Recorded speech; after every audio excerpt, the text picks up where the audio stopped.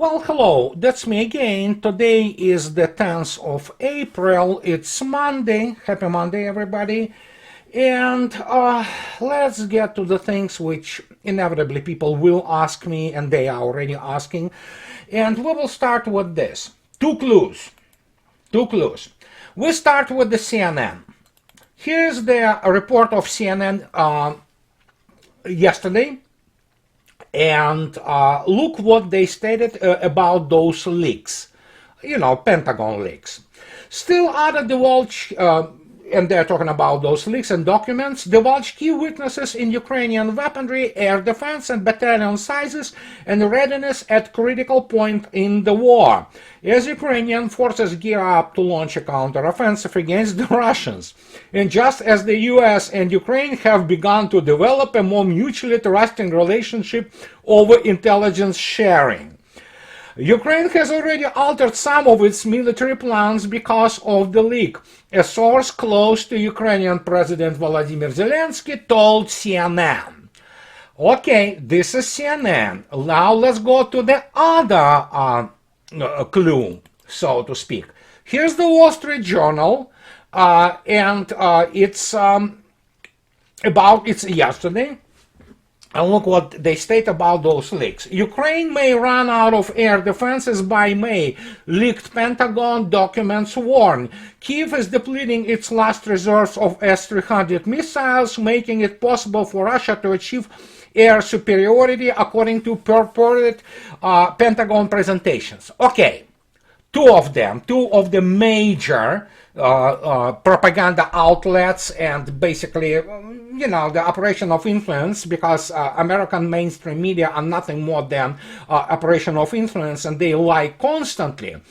But we have to take this seriously, in sense that, and believe me, this is how Russians will take it. They will take it as two major competing hypotheses. First hypothesis will be that basically it's traditional bullshit, pardon me, you know what I'm talking about, and it's basically to influence Russian planning or anticipation of the so-called counter-offensive.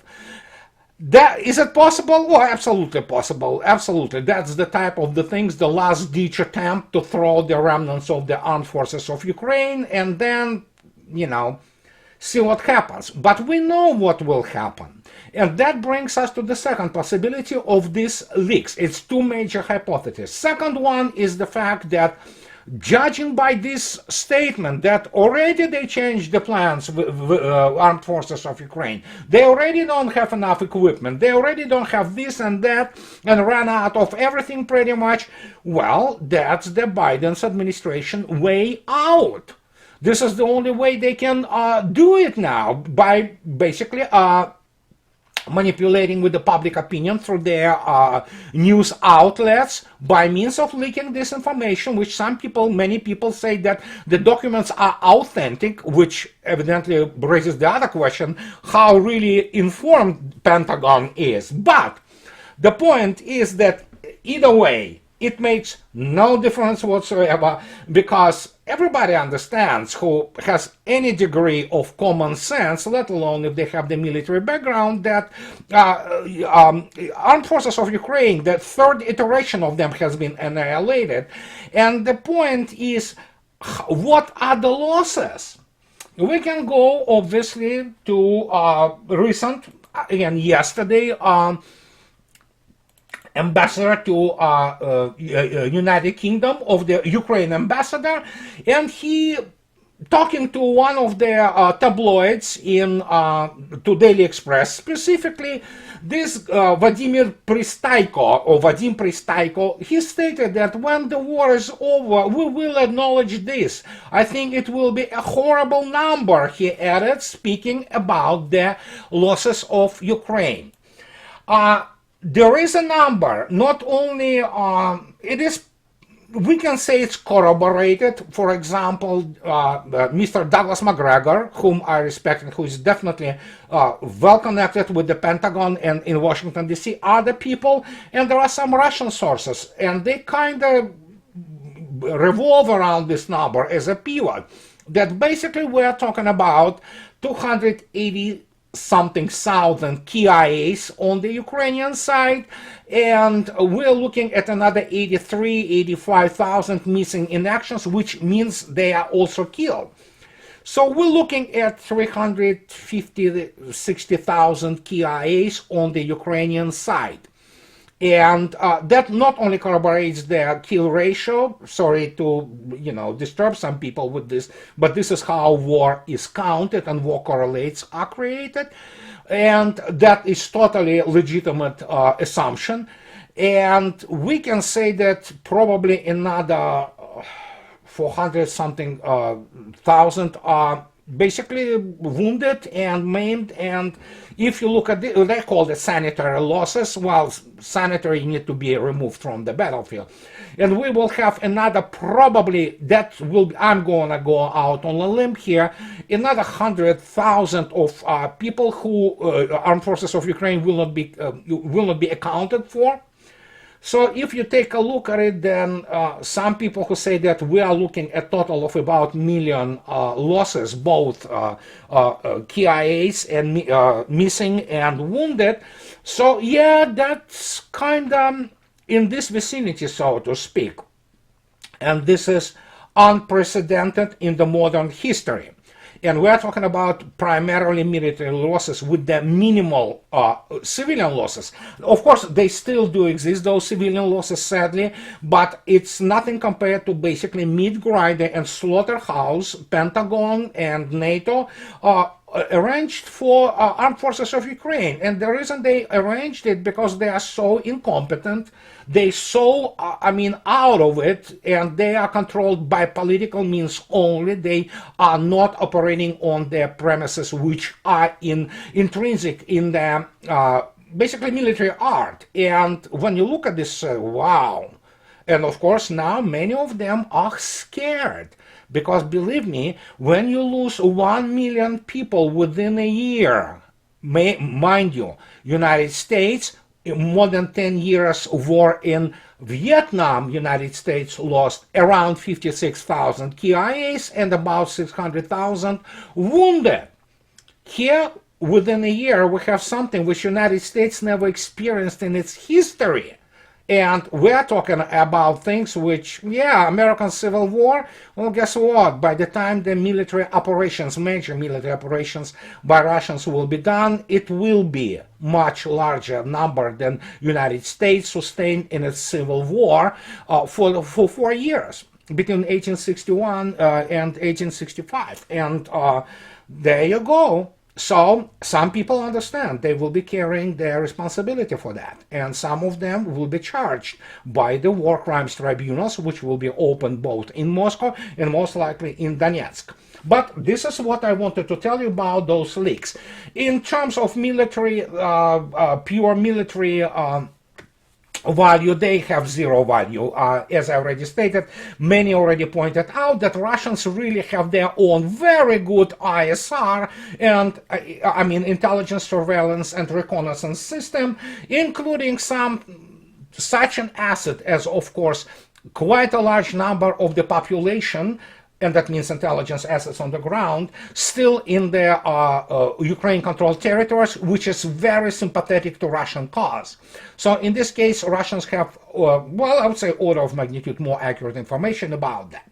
So, and that is that what brings us to this really fascinating thing. So we have this funny declaration from Luftwaffe, no less. Again, it's anything which is coming from Germany in military sense is laughable, but still, hey, they say that NATO to hold largest ever aerial war games, and they say that a total of 10,000 soldiers and 220 aircraft are to be involved in the war games. The Bundeswehr said, adding that they are to train in the European aerospace. The US is to supply 100 of the aircraft out of its stocks, the statement said.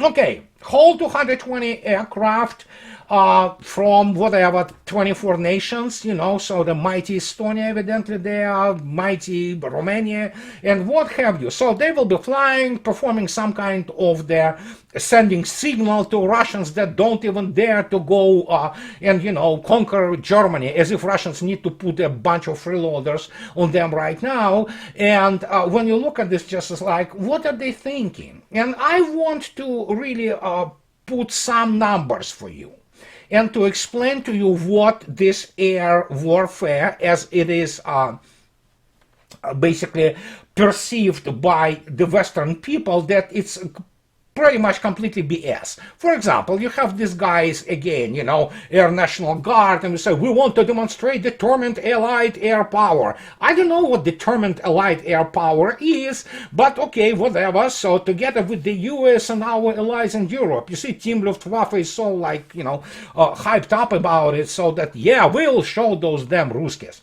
Now let me show you the summary of the Russian Defense Ministry of the for the yesterday, pardon me, here it is. On the 9th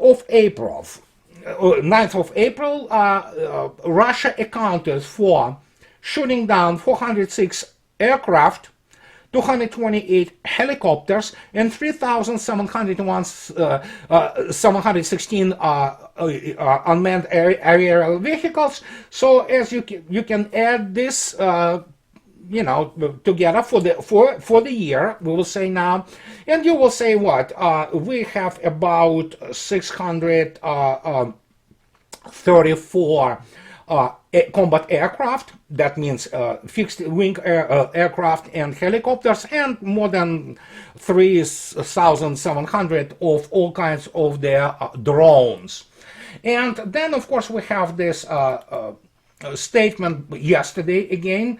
Oh, actually, it's not yesterday, it's today, that Lieutenant General German, who is the deputy commander of the VKS, Russian Aerospace Forces, he stated that Russian air defense from the start of the special military operations annihilated more than 100 Ukrainian Bayraktars. Of course, they are not Ukrainian, they are Turkish Bayraktars, but as you can see yourself, and if you remember, if you recall, that at some point of time, Turkey, you can look it up in the internet, was asking Ukraine not to use Bayraktars because their Bayraktars' reputation was literally blown out of the air by Russian air defense and Russian air forces. But that's what German states, and this is underlined in red.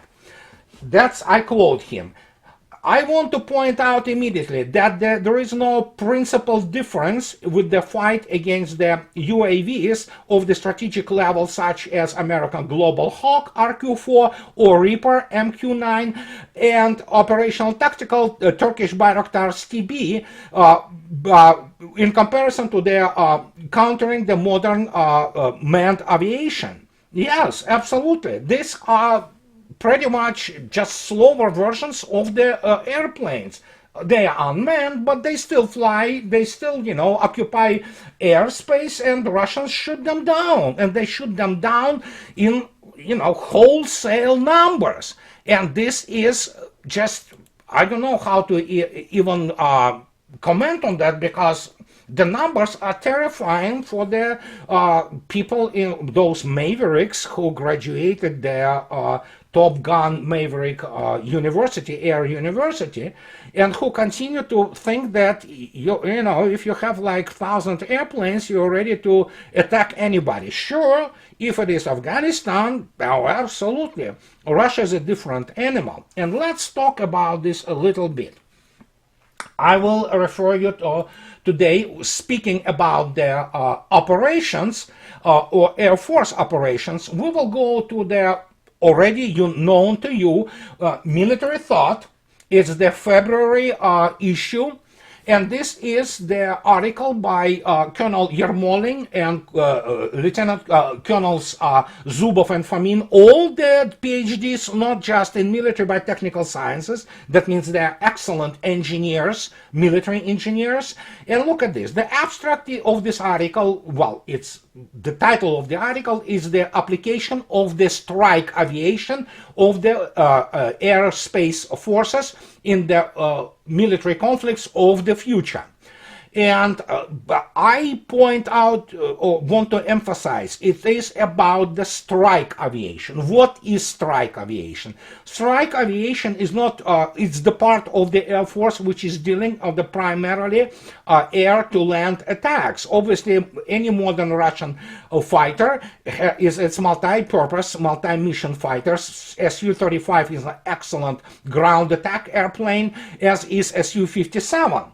But primarily we're talking about Su-34s, Su-25, and Su-20 or Su-34. So here it is. The article considers the most important tactical and military technical problems of construction and development of the striking aviation of the Russian airspace forces in the light of the main factor and trends inherent in military conflicts at the beginning of the 21st century. Obviously, those colonels and those real serious military thinkers, they give it proper treatment going back to history and primarily concentrating on the history of the use of the US Air Force and, of course, Russian Air Force in Syria. However, speaking about some shortcomings for strike aviation, I specifically emphasize this issue. It's a strike. It's the things it's the planes and the forces which fly in there and strike the land forces or ground forces of the enemy. And here it is.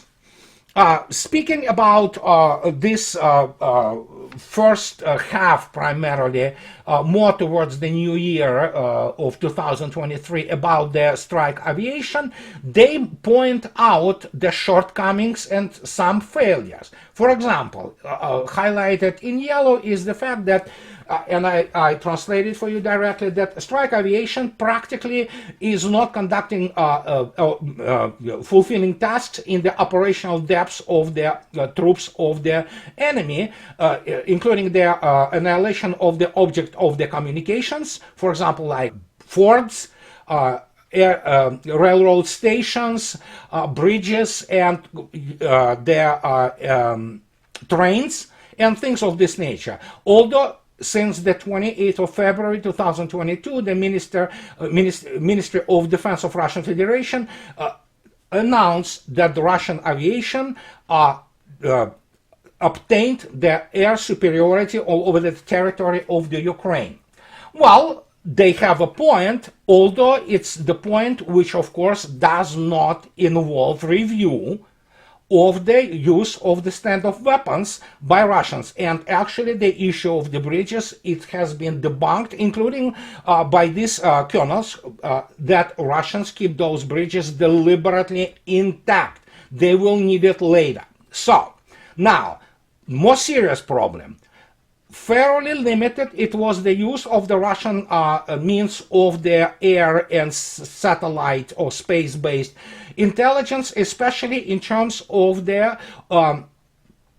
reconning, so to speak, of the moving objects and movement of the troops of the armed forces of Ukraine. Yes, there was this issue which was plugging Russians in, especially summer last year and closer to the new year. But while these circumstances obviously limits their abilities of the strike aviation, we have to keep in mind that just on the March 23 and March 29 this year, already two new satellites have been, in the military satellites of the Cosmos series, have been launched. And so when you look at those shortcomings which they talk about, and including the fact that you still have to consider a very serious threat from the air defense, be then on the front line, which is short range air defense, or be it into the operational depth,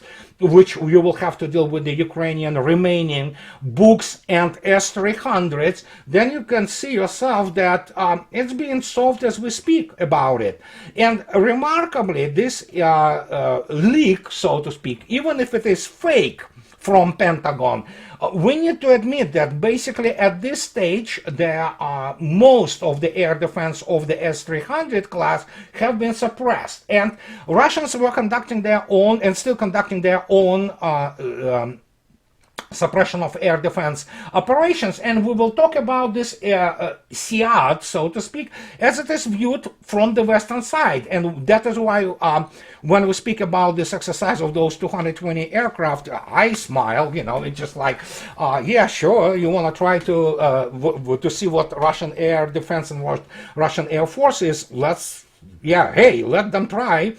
And believe me, the losses will be pretty much comparable to the losses of the Ukrainian Air Force, which pretty much is non-existent. Basically, what they fly the remnants of the Soviet type of the aircraft, which have been collected all over the new NATO members, former Warsaw Pact, and evidently they are running out of them also. And nobody is going to be sending any kind of serious Western aircraft. And truth is, what's the difference? For Book M3 or let alone S-300 or S-400 of the latest versions in Russia, it makes no difference what to shoot down, really. F-16, F-15, F-35, I mean, they will be shot down. But the point is with that. Let's open a little bit of the U.S. Air Force definitions of the air superiority of things like that. Look at this. Here are the definitions, and of course I agree with them completely that terminology is important. For example, they split it into three different types of the control of the air. First is control of the air, is the desired degree of control of the air that may vary geographically and over the time from no control to parity to local air superiority. Russians already way past that, obviously, and they are in air superiority state, which is air superiority is that degree of control of the air by one force that permits the conduct of its operations at a given time and place without prohibitive interference from air and missile threats. That's what Russia has. Yes, there is still threat and danger, and there is, of course, you have to keep in mind, United States ISR complex, all of it, all their constellations, satellites, all this radio electronic intelligence, all those AVACs and all those British and American planes, they're constantly on their recon missions, and they constantly feed this information to their Ukrainian, whatever is left, air defense, and of course to their staffs, where they have obviously a bunch of their NATO advisors, and even that doesn't help that much, especially when you look at the strategic and operational level of considerations. And nobody knows how many have been killed in Bakhmut, Artyomovsk by Russians, but I would say in many tens of thousands. So, and of course, the pinnacle of this is air supremacy, is that degree of control of the air wherein the opposing force is incapable of effective interference with the operational area using air and missile threat. Russians are in some way between air superiority and air supremacy here, because they still have to consider the issue of the remnants of the Ukrainian air defense, especially since the Ukrainian air defense has a very advanced informational feed, so to speak, from NATO intelligence organizations. I'm talking about both satellite, as I already stated, and aircraft which patrol the air skies near the conflict zone. So, but even that, we have this. Now we're gonna go and look up how the for example, NATO considers the SEAD, which is, of course, suppression of the air defense. You can take a look at the papers such as Multi-Domain Suppression of Enemy Air Defense. It's by Major Nathan Barlow. It's 2021. It's in open publication, and you can easily find it at School of Advanced Military Studies, U.S. Army Command and General Staff College, Fort Leavenworth, Worth, Kansas. Truth is, papers like this, the same as the article like this, for example, as proceedings, which state that, they begin to get the recognition of the fact like this. Rethinking SEAD for A2AD. In proceedings in 2021, they wrote like this, Second Lieutenant David Ingalls Thompson, the United States needs a seaborne option for suppression of enemy air defenses, SEAD, as quickly as possible. And here what he makes an admission. The ability of the US military to penetrate and dominate contested airspace, one of its hallmarks for many decades, is in question. Russia and China continuous improvement in electronic warfare and area denial systems are serious obstacles to US power projection.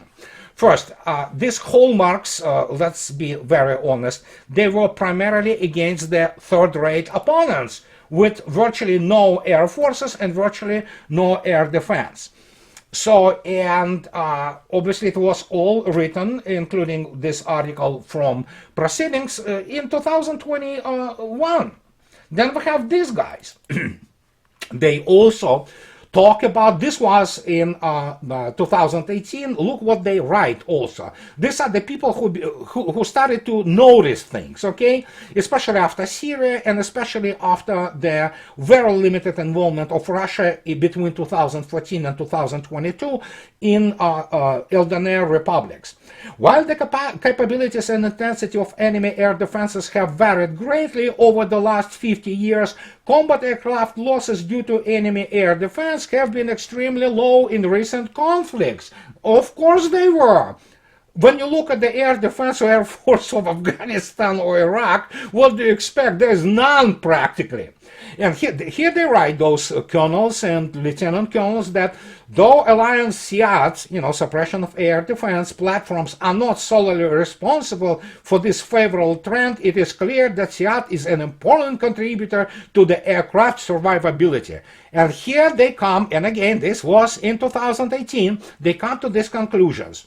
However, the largely permissive environments, exactly, of Iraq and Afghanistan have lulled the alliance planners into overlooking a burgeoning problem. A new generation of increasingly sophisticated and capable enemy air defense threats that threaten to overwhelm NATO current SEAD abilities. The emergence of new traditional and non-traditional threats, such as long-range surface-to-air missiles, SAMs, low-observable air platforms, and cyber-domain actors are already creating more complex and robust air defense systems.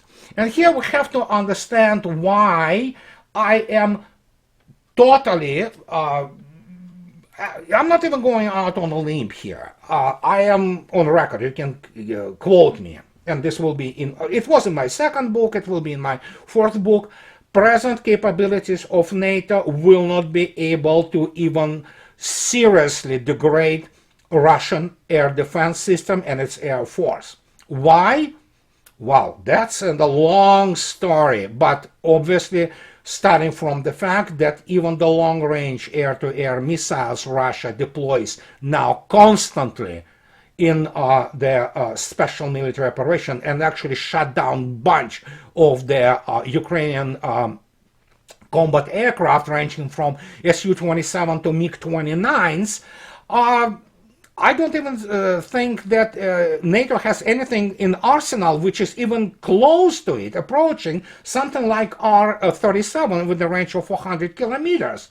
And of course, once you don't have those AWACS vectoring your force, and you will not have those AWACS, they will be shut down.